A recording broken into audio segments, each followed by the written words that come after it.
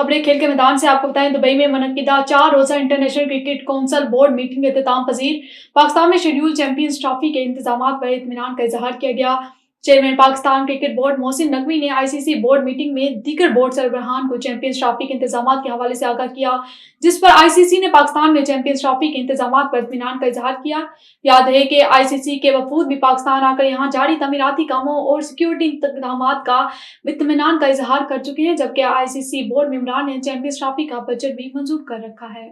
Emerging Asia cup के पोल match में पाकिस्तान ए ने ओमान को 74 रन से शिकस्त दे दी।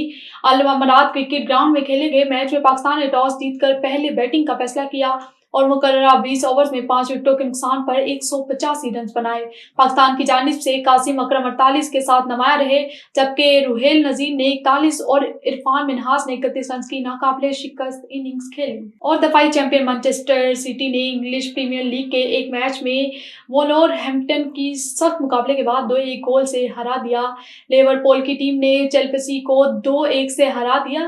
प्रीमियर लीग के दिलचस्प मुकाबले इंग्लैंड में जारी हैं। मोलिंग्स स्टेडियम वोल्वरहैम्पटन इंग्लैंड में खेले गए लीग के अहम मैच में दफाई चैंपियन मैनचेस्टर सिटी ने दिलचस्प मुकाबले के बाद वोल्वरहैम्पटन को 1 के मुकाबले में 2 गोल से हरा दिया।